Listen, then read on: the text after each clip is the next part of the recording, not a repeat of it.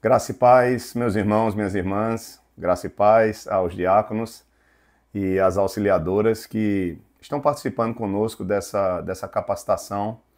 É simples, porém muito importante para as nossas vidas, para a nossa igreja e para as igrejas que têm seus líderes que estão cuidando com zelo e preparando também seus diáconos, suas auxiliadoras ou chamadas de diaconisas, como em algumas igrejas nossas, né, e muitas outras, e que servem, né, na igreja local e que participam da obra do Senhor com os dons que o Senhor tem concedido a cada uma dessas pessoas. Nós tivemos a primeira aula e na nossa primeira aula nós vimos ali a escolha dos 7 homens para servir as mesas. Na verdade, não aparece naquele texto de Atos capítulo 6, como nós vimos, do versículo 1 até o versículo 7, o nome diáconos, tá? Apenas foram escolhidos 7 homens que deveriam ter como qualificações o fato de serem cheios do Espírito Santo e de sabedoria, e também o fato da boa reputação deles, né? Até porque eles iriam lidar com dinheiro para facilitar, para resolver aquele problema pontual que tinha surgido ali na igreja de Jerusalém, que era a murmuração, tá, dos judeus de fala grega contra os judeus de fala aramaica, pelo fato de suas viúvas, ou seja, as viúvas helenistas, as viúvas dos judeus de fala grega, não estarem recebendo, né, a ajuda diária necessária para a sua sobrevivência. Mas, dando continuidade à nossa aula, né, hoje como uma segunda aula sobre o diaconato, sobre esse trabalho, esse ofício tão maravilhoso e tão necessário na igreja também hoje, nós vamos abordar pelo menos a primeira parte. Nós vamos ter outra aula e provavelmente uma quarta aula, mas nessa segunda aula nós vamos abordar as qualificações dos diáconos que são tratadas pelo apóstolo Paulo aqui na primeira carta a Timóteo, no capítulo 3, do verso 8 até o versículo 13. Nós vamos fazer a leitura do capítulo 3 da primeira carta de Timóteo, do versículo 8 até ao 13, vai falar dos diáconos, vai falar das mulheres, que não necessariamente eram esposas dos diáconos, nós vamos ver isso mais na frente, mas nós vamos ficar apenas do verso 8 até o verso 10. Nós vamos abordar apenas do verso 8 ao verso 10 hoje, primeiramente, para não ficar uma aula muito longa e cansativa. Se você tiver perguntas, por favor, tenha a liberdade de fazer perguntas, de colocar aí no chat, né, as perguntas, suas dúvidas. Se quiser também ajudar com alguma outra informação importante para que a nossa aula seja enriquecida, isso é muito bom, né, para a nossa edificação. Veja bem, a palavra diácono, ela só aparece na Bíblia, por incrível que pareça, uma vez, tá? A palavra diácono, ela só aparece, a palavra no grego diákonos, que significa diácono, que é traduzido para o português, né, transliterado, né, praticamente, diácono, né, sem o S, né? Então a palavra diácono só aparece no singular uma vez na Bíblia, que é em 1 Timóteo, capítulo 3, versículo 12, que diz assim: o diácono seja marido de uma só mulher e governe bem seus filhos e a própria casa. Então, o diácono, né, seja marido de uma só mulher e governe bem seus filhos e a própria casa. É a única vez que aparece a palavra diácono no singular na Bíblia, tá? Já a palavra diáconos no plural, ela aparece pelo menos 2 vezes na Bíblia. A primeira vez que ela aparece está em Filipenses, eu convido você a abrir, em Filipenses capítulo 1, versículo 1. Já que não aparece lá em Atos capítulo 6, ela vai aparecer no plural em Filipenses capítulo 1, versículo 1. Paulo, quando escreve essa carta, na sua saudação, ele, Timóteo, ele saúda os presbíteros e saúda os diáconos. Veja, ele diz aqui no verso 1, Paulo e Timóteo, servos de Cristo, Jesus, a todos os santos em Cristo Jesus, ou seja, a toda a igreja, inclusive, agora ele especifica, bispos e diáconos que vivem em Filipos. Então a palavra diáconos no plural, ela vai aparecer pela primeira vez aqui em Filipenses capítulo 1, verso 1. E a segunda vez vai aparecer no nosso texto, né, de 1 Timóteo, capítulo 3, versículo 8, que diz assim: semelhantemente, quanto a diáconos, é necessário que sejam respeitáveis, de uma só palavra, não inclinados a muito vinho, não cobiçosos de sorte da ganância. Então, no verso 8 do capítulo 3 de 1 Timóteo, aparece a segunda vez no Novo Testamento, em toda a Bíblia, né, porque somente o Novo Testamento foi escrito em grego, a palavra diáconos, no plural, ok? Então, deixa eu resumir aqui para não confundir vocês. A palavra diácono, no singular, aparece uma vez só na Bíblia, em 1 Timóteo 3,12, e a palavra diáconos no plural aparece duas vezes no Novo Testamento, que é justamente em Filipenses capítulo 1, versículo 1, e em 1 Timóteo capítulo 3, versículo 8. Vamos ler nosso texto de hoje sobre as qualificações dos diáconos e vamos orar e ter nossa aula de uma maneira simples e clara para que possa ser bênção na minha vida e na sua vida. Vamos ler? Diz assim a palavra de Deus em 1 Timóteo, abra sua Bíblia aí em 1 Timóteo. Se você puder usar a Bíblia mesmo, riscar, marcar a sua Bíblia, fazer anotações, ter um caderno para você depois estabelecer as perguntas, tirar suas dúvidas, isso é muito importante, vai servir para toda a sua vida, tá certo? Então diz aqui o texto em 1 Timóteo 3, verso 8, semelhantemente, quanto a diáconos, é necessário que sejam respeitáveis, de uma só palavra, não inclinados a muito vinho, não cobiçosos de sorte da ganância, conservando o mistério da fé com a consciência limpa. Também sejam estes, primeiramente, experimentados, e se mostrarem irrepreensíveis, exerçam o diaconato. Até aqui vai ser a nossa leitura. Depois a gente lê o verso 11 até o verso 13 na próxima aula e trabalha esses outros versos, para não ficar tão longo. Vamos orar ao Senhor. Pai, muito obrigado pela tua palavra, que teu Espírito Santo nos dê clareza, entendimento e também, ó Pai, amor por ti, para que possamos colocar em prática em nossas vidas o que a tua palavra nos ensina.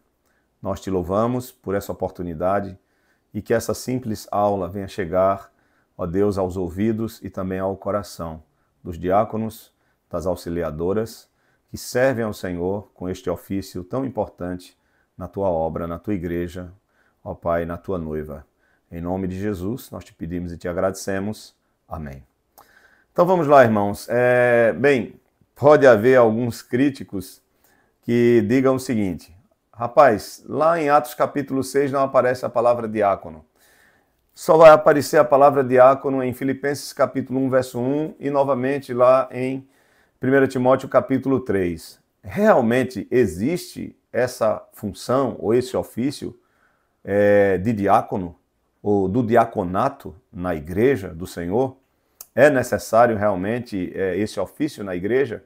Porque quando o Senhor fala sobre os oficiais da sua igreja, lá em Efésios capítulo 4, se você quiser abrir comigo, ele vai dizer o seguinte, ele diz no versículo 11, e ele mesmo concedeu uns para apóstolos, outros para profetas, outros para evangelistas e outros para pastores e mestres, com vistas ao aperfeiçoamento dos santos, para o desempenho do seu serviço, para a edificação do corpo de Cristo, até que todos cheguemos à unidade da fé e do pleno conhecimento do Filho de Deus, à perfeita varonilidade, à medida da estatura da plenitude de Cristo, para que não mais sejamos como meninos agitados de um lado para o outro e levados ao redor por todo vento de doutrina, pela artimanha dos homens, pela astúcia com que induzem ao erro, mas seguindo a verdade em amor, cresçamos em tudo naquele que é a cabeça, Cristo, de quem todo o corpo, bem ajustado e consolidado pelo auxílio de toda junta, segundo a justa cooperação de cada parte, efetua o seu próprio aumento para a edificação de si mesmo em amor. Então, quando nós estamos lendo a carta de Paulo aos Efésios, aqui no capítulo 4, ele fala que quando Cristo subiu aos céus, ele concedeu dons à igreja, né? Homens dons. Quem são esses homens? Os profetas que tiveram seu período ali na igreja apostólica, cessando aqui esse dom, né, de profeta, tá? E continuando agora o dom também cessando o dom de apóstolo, né? Apóstolo e profeta, então cessando esses dons de apóstolos e profetas aqui no período da Igreja Apostólica, porque profeta agora é aquele que ensina a palavra, é aquele que prega a palavra, esse é o profeta do Senhor. Não existe mais profeta no sentido de dizer assim diz o Senhor, tá? Porque Deus já diz na sua palavra tudo o que ele quer dizer a mim e a você. Então a revelação de Deus já está em nossas mãos nas Escrituras.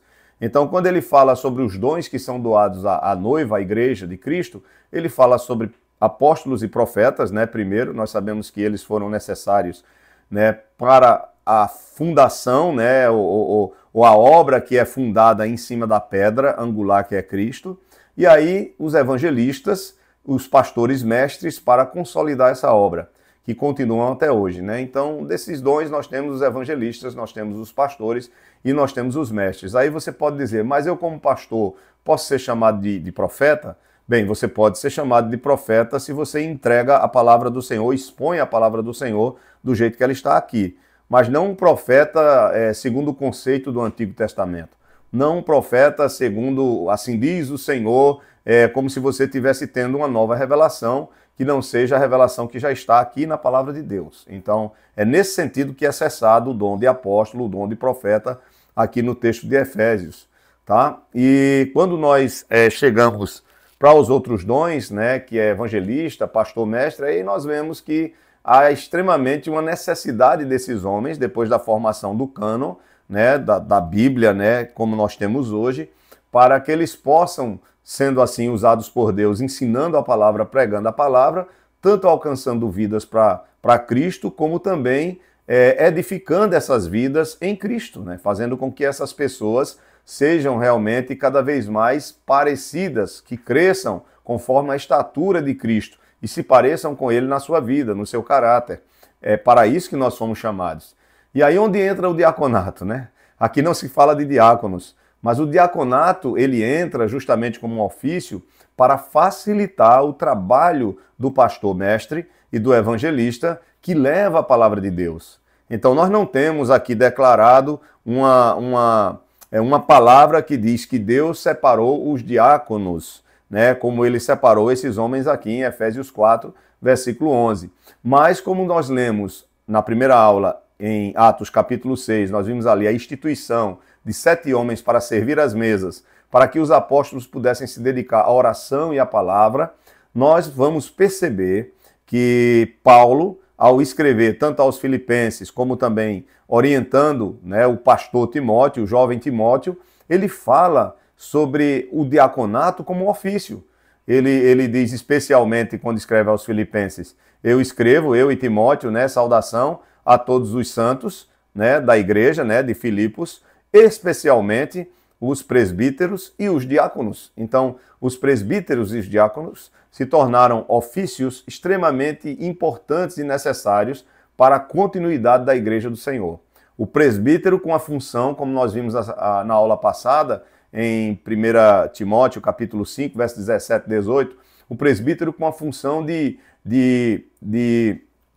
governar e de ensinar e de instruir com a palavra do Senhor. E o diácono para cuidar daqueles serviços mais práticos que a igreja necessita, como servir às mesas, como cuidar dos doentes, enfim, dependendo da necessidade de cada igreja, nós precisamos de ter esses homens e também de ter mulheres que estejam separadas para especificamente servir nessa área da igreja local, da igreja do Senhor, que vai facilitar o trabalho do pastor mestre e o trabalho do evangelista na ministração, no ensino da palavra. Eu não estou dizendo que são os diáconos que têm que fazer sempre as visitas aos doentes, que são os diáconos que sempre têm que servir às mesas. Qualquer pessoa na igreja que queira trabalhar, que queira se envolver, mesmo sem ser ordenada ao diaconato, pode fazer esse trabalho. E o pastor também faz esse trabalho.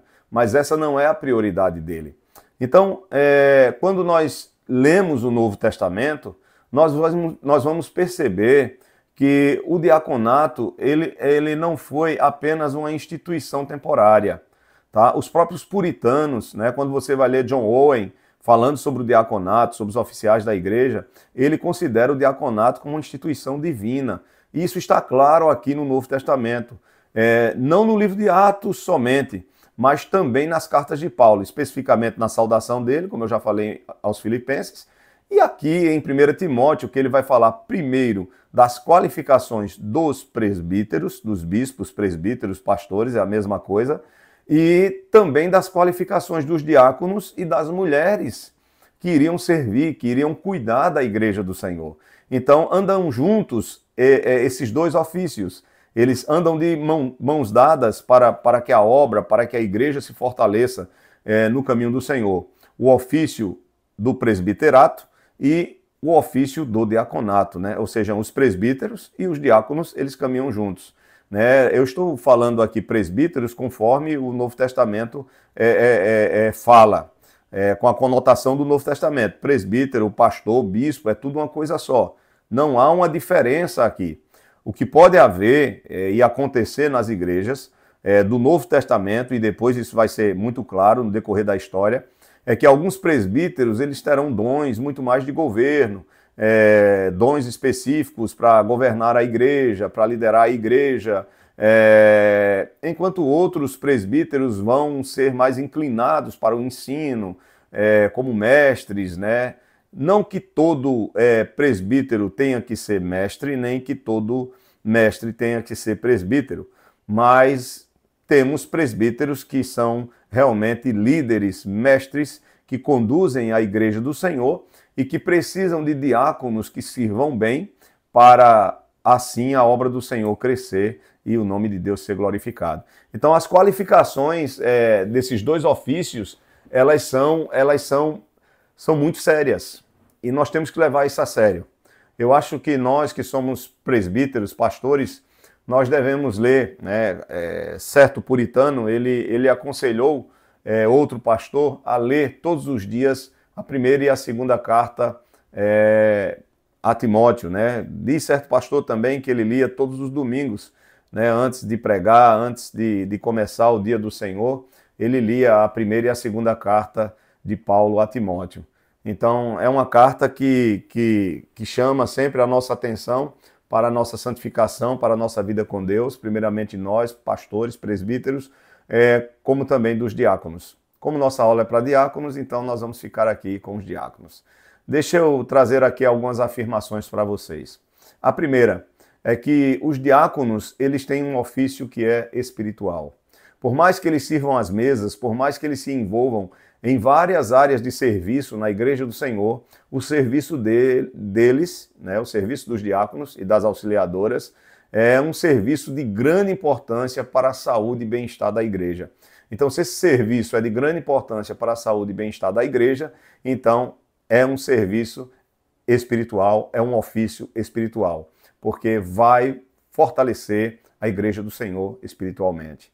Segunda afirmação é que os diáconos e as auxiliadoras devem ser fiéis aos encargos que são dados por Deus para eles, porque eles servem a Deus servindo a sua própria noiva, a noiva de Cristo, a noiva do Senhor. Isso é uma responsabilidade muito grande, isso é uma honra muito grande, você ser chamado e separado para servir a noiva de Cristo.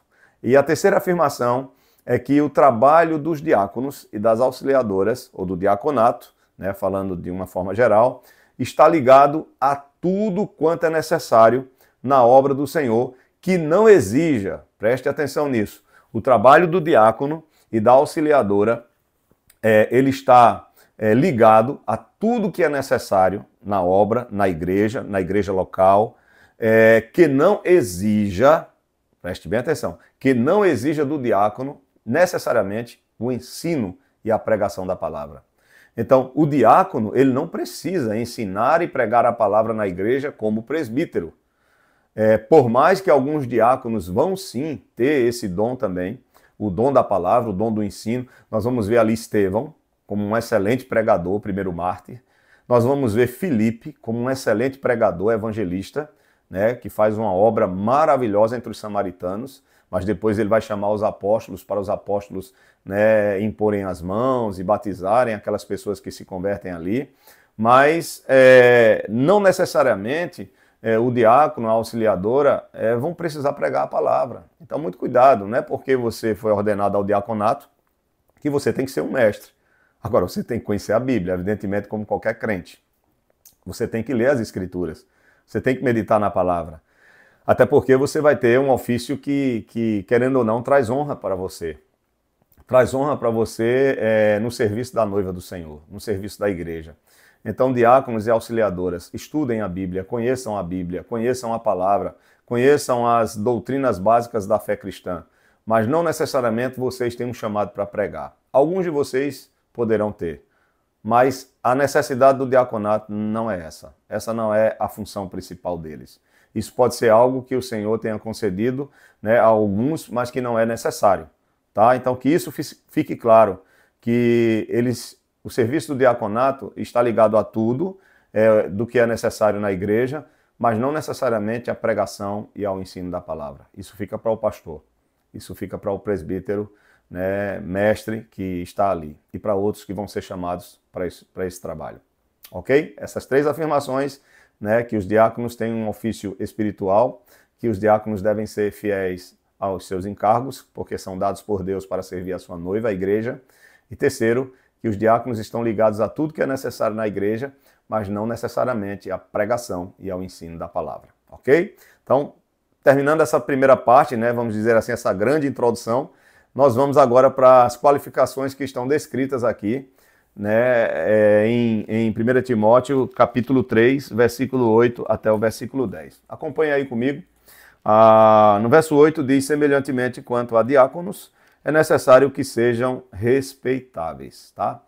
Então, a tarefa do diaconato é uma tarefa, sem dúvida, gloriosa, né? E a base dessa tarefa é a preocupação amorosa de Cristo pela sua igreja. Então, Cristo, ele escolhe os diáconos, ou ele separa você para ser um diácono, separa você para ser uma auxiliadora na igreja, por amor à sua noiva. Porque ele quer abençoar a sua igreja, porque ele quer ter pessoas que ajudem a sua igreja a crescer espiritualmente, como nós falamos. Então, essas pessoas, elas são fundamentais na obra, e para poderem fazer o seu papel de forma bem feita, fazer o seu trabalho de forma bem feita, então eles precisam ter certas qualificações. É claro que ninguém é perfeito, é claro que nós crescemos nessas qualificações. Essas qualificações, elas podem ser cada vez mais melhoradas em nossas vidas, mas isso é necessário e é uma prioridade na vida de cada diácono, de cada auxiliadora. A primeira qualificação, né, nós já vimos lá que para servir as mesas, em Atos dos Apóstolos, capítulo 6, era necessário ser cheio do Espírito Santo, cheio de sabedoria e ter um bom testemunho, né? Ser de boa reputação. Aí ele vai repetir aqui, Paulo, né, provavelmente se baseando lá em Atos capítulo 6, né, na primeira parte, ter boa reputação. Ele vai repetir aqui no versículo 8, dizendo que os diáconos devem ser, na minha versão, que é a ARA, né, Almeida Revista Atualizada, ele diz, quanto aos diáconos é necessário que sejam respeitáveis. Então a palavra respeitáveis aqui se refere a uma atitude decente, a uma conduta decente, a uma conduta correta diante de Deus e também diante dos homens. É como se ele dissesse o seguinte, os diáconos e as auxiliadoras devem ser pessoas honradas, devem ser pessoas que são honradas em tudo que fazem, no seu trabalho, nos seus estudos, na sua casa, na sua vizinhança, com os seus colegas, com os seus amigos, na sua família, devem ser pessoas honradas, pessoas respeitáveis, pessoas respeitadas. É claro que nós sabemos que há perseguição, né, contra o povo de Deus, mas eu e você devemos ser honrados naquilo que nós fazemos, naquilo que nós falamos, naquilo que nós negociamos. Então nós temos um exemplo aqui de Estevão. Estevão vai ser o primeiro mártir da igreja, o primeiro diácono que se torna um exímio evangelista, pregador, e que é apedrejado por causa da sua fidelidade às Escrituras, por causa da sua fidelidade a Deus e ao Senhor Jesus Cristo. Então, por amor a Jesus, ele morre pela causa. Então, que isso fique no seu coração. Primeira característica, honra, respeito. Nós devemos trazer isso em nós, em nossas vidas.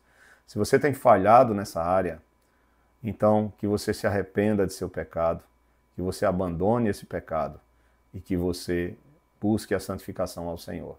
Se não, deixe o diaconato. Deixe o diaconato para outra pessoa. Não continue lá por causa que você um dia foi ordenado, porque impuseram as mãos sobre sua cabeça, ou porque você vai ter vergonha de pedir para sair, não. Peça para sair, né? Não tenha vergonha disso. De todo jeito, abandone o pecado. Mas se você não vai se manter puro ou lutar por essa pureza, então saia do diaconato. Por favor, faça isso. Não brinque com as coisas do Senhor. A segunda qualificação, aqui nesse versículo 8, é que ele diz, depois de respeitáveis, que eles sejam de uma só palavra. Bem, uma coisa está ligada à outra, né? De uma só palavra é que o diácono não seja o quê? Mentiroso, né? É que não haja mentira, que não haja falsidade na sua boca, né? Que não haja falsidade na sua maneira de agir, que ele não diga uma coisa para um e outra coisa para outro, que fique inventando histórias, inventando mentira, levantando contendas. Então, que o diácono seja um homem de uma só palavra. É aquilo que Jesus nos ensina, né? Que a nossa palavra sim seja verdadeiramente sim, que a nossa palavra não seja verdadeiramente não. Ok? Então está ligado à questão de honradez, à questão de respeitabilidade, de ser respeitável, de ser honrado. Ok? Nós temos um exemplo negativo aqui para a gente lembrar. Eu citei o exemplo positivo de Estevão, de honra, de honrar a Cristo, de amar a Cristo, mas um exemplo negativo nós temos lá no Antigo Testamento, nós temos no Novo também, não de um diácono, mas nós temos, no Novo Testamento nós temos de Ananias, ali no capítulo 5 de Atos, e no Antigo Testamento nós temos de Geazi. Tá? Em 2 Reis, eu queria que você abrisse sua Bíblia em 2 Reis, vocês lembram de Geazi, que era servo do profeta Eliseu? Então, 2 Reis no capítulo 19, 2 Reis, Geazi, tá aqui.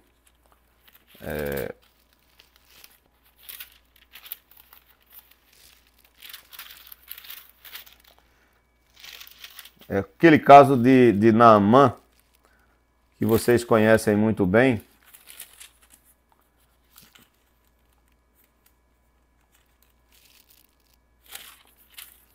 Segundo Reis, deixa eu só achar o capítulo aqui. Ok. 2 Reis, capítulo 5. Veja aí, 2 Reis, capítulo 5. Veja do verso 19 até o verso 27. Eu vou fazer uma leitura rápida. Tá? Diz assim, 2 Reis, capítulo 5, versículo 19 ao 27. Quando Naamã se tinha afastado certa distância, Geazi, o moço de Eliseu, homem de Deus, disse consigo, eis que meu senhor impediu a este Ciro Naamã que da sua mão se lhe desse alguma coisa do que trazia. Porém, tão certo como vive o Senhor, hei de correr atrás dele e receberei dele alguma coisa. Então foi Geazi em alcance de Naamã. Naamã, vendo que corria atrás dele, saltou do carro a encontrá-lo e perguntou, vai tudo bem? Ele respondeu, tudo vai bem, meu senhor. Tudo vai bem. Meu senhor me mandou dizer, eis que agora mesmo vieram a mim 2 jovens. Veja, ele está mentindo. Eliseu não mandou ele fazer nada disso. Eliseu rejeitou qualquer oferta do Naamã. Mas Geazi, querendo se aproveitar da situação e ganhar dinheiro, foi atrás de Naamã mentindo. E disse que o senhor dele, né, que Eliseu tinha ordenado ele para dizer o seguinte, eis que agora mesmo, verso 22, eis que agora mesmo vieram a mim 2 jovens, dentre os discípulos dos profetas da região montanhosa de Efraim, dá-lhes, pois, 1 talento de prata e 2 vestes festivais. Disse Naamã, ser servido, tomar 2 talentos, instou com ele e amarrou 2 talentos de prata em 2 sacos e 2 vestes festivais. Pô-los sobre 2 dos seus moços, os quais os levaram adiante dele. Tendo ele chegado ao outeiro, tomou-os das suas mãos e os depositou na casa, e despediu aqueles homens que se foram. Ele, porém, entrou e se pôs diante do seu senhor, no caso do profeta Eliseu. Agora, perguntou-lhe Eliseu, de onde vem Geazi? Respondeu ele, teu servo não foi a parte alguma. Porém, ele lhe disse, porventura não fui contigo em espírito, quando aquele homem voltou do seu carro a encontrar-te? Era isto ocasião para tomares prata e para tomares vestes olivais e vinhas, ovelhas e bois, servos e servas? Portanto, a lepra de Naamã se pegará a ti e a tua descendência para sempre. Então saiu de diante dele leproso, branco como a neve. Então, esse é um exemplo negativo de um homem que não é um homem de palavra. Então, o diácono, a auxiliadora devem ser pessoas de uma palavra só.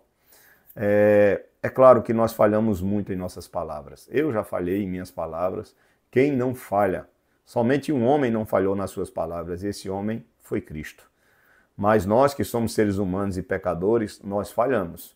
Mas a questão aqui não é de ser perfeito, não é de nunca ter errado e de nunca errar, mas é o de lutar e perseverar para ser um homem da verdade, uma mulher da verdade, que da nossa boca, que das nossas ações seja tudo verdade, seja tudo com sinceridade, com honra, com respeito para a glória de Deus. Tão importante é o nosso ofício, o ofício de presbítero e o ofício de diácono. Então, primeiro, que sejam respeitáveis. Segundo, de uma só palavra. Terceiro, não inclinados a muito vinho. Eu não preciso falar muito sobre isso aqui, né? Naquela época era comum se tomar vinho, né? Principalmente nas igrejas de fala grega, tá? Entre os gentios, tá? Era muito comum, entre os judeus também. Então eles tomavam vinho, Jesus tomava vinho, os apóstolos tomavam vinho, mas nenhum deles se sentava em um bar para tomar vinho e encher a cara. Mas eles bebiam vinho. A questão é o que levava eles a beberem vinho. Mas parece que alguns exageravam. Inclusive, Paulo ele vai exortar os irmãos efésios a não se encher de vinho, né, mas a se encher do Espírito Santo. Né? Não vos embriagueis com vinho, mas enchei-vos do Espírito. Essa é a palavra de Paulo aos Efésios, escrevendo aos Efésios, eu acho que é capítulo 5. É isso mesmo, só para eu ter certeza. Eu acho que é capítulo 5, versículo 18. É isso mesmo. Efésios 5, 18, Paulo diz: e não vos embriagueis com vinho, no qual há dissolução, mas enchei-vos do Espírito. Então, a questão é que alguns de nós, pastores, ou diáconos, ou auxiliadoras, podem incorrer no erro de começar com um pouco de vinho e depois se tornar alcoólicos. Tá? Então, esse é um grande perigo. E perder aí a sobriedade. Isso não vai trazer glória nenhuma para Cristo. Muito pelo contrário, vai trazer desonra para você.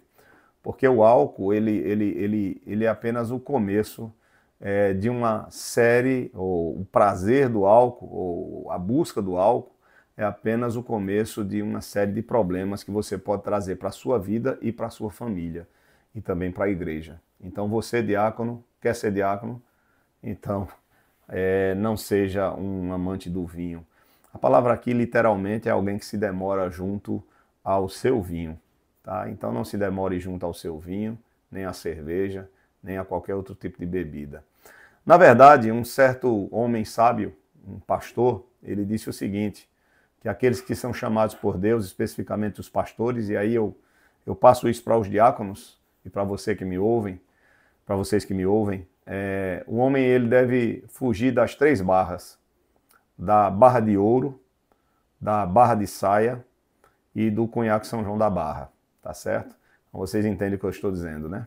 Então fujam dessas 3 barras, da barra de ouro, da barra de saia e do conhaque São João da Barra, porque é muito perigoso, principalmente para nós pastores que temos muitas frustrações e somos homens solitários, carregamos um fardo muito pesado. Às vezes o álcool ele pode ser um alívio em determinado momento, mas vai destruir a sua vida. Então não faça isso com você. Cuide da sua saúde, né? Cuide da sua saúde mental, emocional e da sua saúde física. Isso é fundamental. E o álcool é prejudicial para todas essas áreas. Para a tua saúde física, para a tua saúde mental, para a tua saúde emocional. Ok? E espiritual, né? Nós estamos falando disso, evidentemente. Então, que sejam respeitáveis de uma só palavra, não inclinados a muito vinho. E quarto, não cobiçosos de sorte da ganância. É isso que ele diz aqui no versículo 8 ainda. Não cobiçosos de sorte da ganância. O que é que ele quer dizer aqui? Bem, aqui ele quer dizer muito mais do que amante do dinheiro. Nós sabemos que o amor do dinheiro é uma das raízes de todos os males, né? Como Paulo fala aqui, já no capítulo 6 de 1 Timóteo. Que tendo o que comer e o que vestir, já estejamos com isso contentes, satisfeitos. O amor ao dinheiro é um grande problema, mas sorte da ganância é muito mais do que amar o dinheiro. A sorte da ganância é aquela pessoa de espírito mercenário, que se entrega totalmente à busca de riquezas, sem se importar com os meios pelos quais ele adquire essas riquezas. Então, aquela pessoa que faz de tudo, passa por cima de todo mundo para adquirir riquezas. Essa é a sorte da ganância que ele está falando aqui. Nós temos alguns exemplos na Bíblia de homens com sorte da ganância. Nós temos Judas, eu não vou ler, mas se você quiser anotar aí, você anota em João, capítulo 12, versículo 6. E nós temos Simão o Mágico, em Atos, capítulo 8, do verso 9 ao 24, que ele quer pagar aos discípulos, aos apóstolos, para receber o poder do Espírito Santo, porque ele ganhava dinheiro através das suas mágicas. E ele viu aquilo como algo extraordinário que estava acontecendo, as pessoas sendo curadas, as pessoas sendo libertadas de demônios, e ele achou que com esse poder que ele nunca tinha visto, ele iria lucrar ainda mais. Tanto que a palavra simonia, que é usar a religião e a fé por amor ao dinheiro, vem justamente de Simão, de Simão o Mágico, de Atos 8, capítulo 8, versículo 9 até o verso 24. Ok? Então, a sorte da ganância é aquela pessoa que não somente ama o dinheiro, mas é aquela pessoa que faz de tudo para alcançar o dinheiro. Faz de tudo para alcançar riquezas. Passa por cima de todo mundo, faz todo tipo de coisa errada. Se possível, até matar para ganhar dinheiro. Então, se você foi chamado para o diaconato, se você foi chamado para o pastorado, então essa não deve ser a sua estrada. Esse não deve ser o seu caminho. Se você for esse tipo de pessoa, saia fora. Então você não foi chamado, você não deve fazer parte do diaconato, muito menos do presbiterato. Você não deve fazer parte do pastorado. Nós teríamos alguns textos para ler, eu vou ler somente um, que está em 1 Pedro, capítulo 5, versículo 2, já estou encerrando. 1 Pedro, capítulo 5, versículo 2, que diz assim: pastoreai o rebanho de Deus que há entre vós, não por constrangimento, mas espontaneamente, como Deus quer. Aí ele repete, nem por sorte da ganância, mas de boa vontade, nem como dominadores dos que vos foram confiados, antes tornando-vos modelos do rebanho. Ora, logo que o Supremo Pastor se manifestar, recebereis a imacessível coroa da glória. Amém. Então, você, pastor, você, diácono, que você não faça obra, tendo essa característica em você, a sorte da ganância. Isso é algo terrível. Isso é algo que desqualifica o homem ou a mulher, o homem para o diaconato, para o presbiterato, a mulher para ser uma auxiliadora, para servir na obra do diaconato da igreja. Também desqualifica ela. Verso 9, para a gente caminhar para o final. Nós vamos ver mais duas qualificações dos diáconos e encerrar. A quinta que ele cita aqui é que o diácono ele deve conservar, ele diz aqui, versículo 9, 1 Timóteo 3, conservando o mistério da fé com a consciência limpa. O que é isso?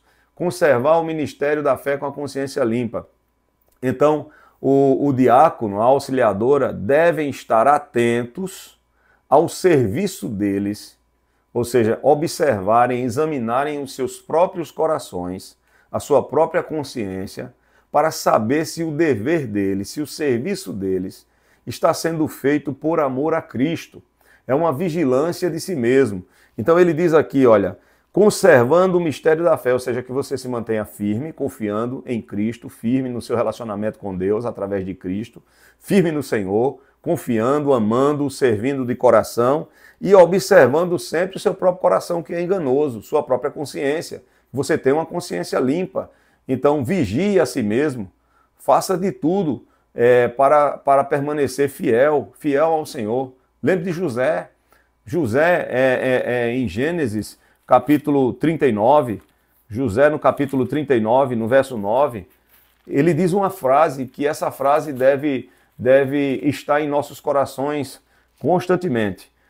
Em Gênesis 39, versículo 9, José diz assim, ele diz, depois da tentação que ele teve com a mulher de Potifar, aí ele disse, diz o texto, ele diz para a mulher: ele não é maior do que eu nesta casa, e nenhuma coisa me vedou, senão a ti, porque és sua mulher.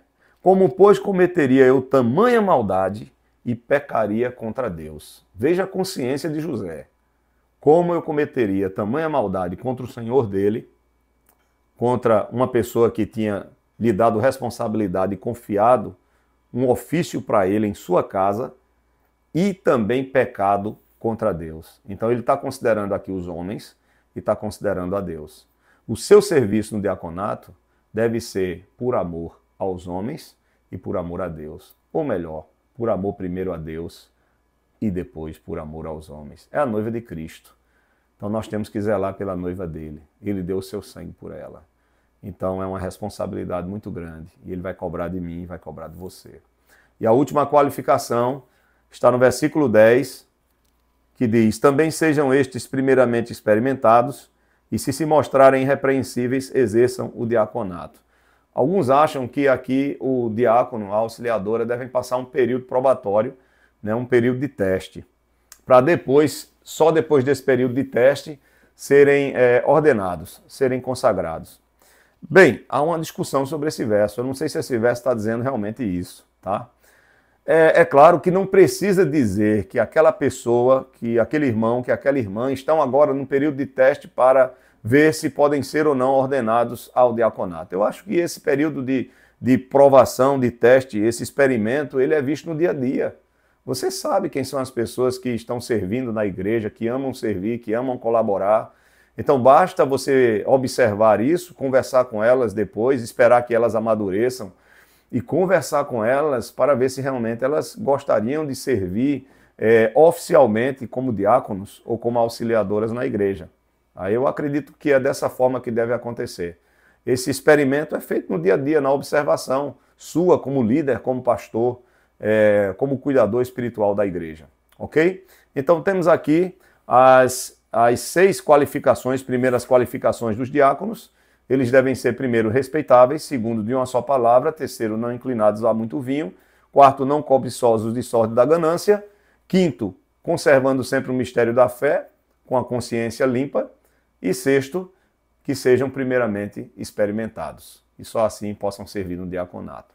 Nós temos aqui as 6 primeiras qualificações para o diácono, para a auxiliadora, e na próxima semana, a gente na terceira aula, a gente vai para as próximas qualificações e abordar um pouco mais esse tema tão fundamental na nossa igreja. A minha pergunta eu encerro essa aula perguntando a você que me ouve, diácono, a você que me ouve, auxiliadora, ou que é chamada de diaconisa, tá? É um termo que não existe nas escrituras, mas criaram esse termo, tá? Você que me escuta, a minha pergunta você tem essas qualificações que Paulo está falando aqui em 1 Timóteo capítulo 3, versículo 8 ao 10? Você se enquadra aqui entre esses homens e essas mulheres aqui citadas? Você é um diácono ou uma auxiliadora em que Deus está sendo glorificado na sua vida? Claro, eu sei que você tem falhas, eu tenho falhas, mas você está lutando para melhorar, você está buscando o Senhor. Você está lendo as Escrituras, você está orando, você está fugindo do pecado, como José fugiu, você está evitando entristecer o Espírito Santo, está lutando contra isso, porque pecados todos nós temos, falhas todos nós temos, mas a questão é como estamos lidando com os nossos pecados e com as nossas falhas. Nós costumamos muito olhar para os outros, né? Mas nós devemos olhar para nós mesmos. O que é que tem nos impedido de fazer de uma maneira melhor, gloriosa, a obra do Senhor, da qual nós fomos chamados para fazê-la? Então, guarde essa palavra no seu coração, reflita, escute mais de uma vez, compartilhe e que Deus te abençoe. Pode fazer perguntas à vontade, que eu puder responder, eu respondo, e estou aqui à disposição. Forte abraço, Deus abençoe e até a próxima aula, se Deus quiser.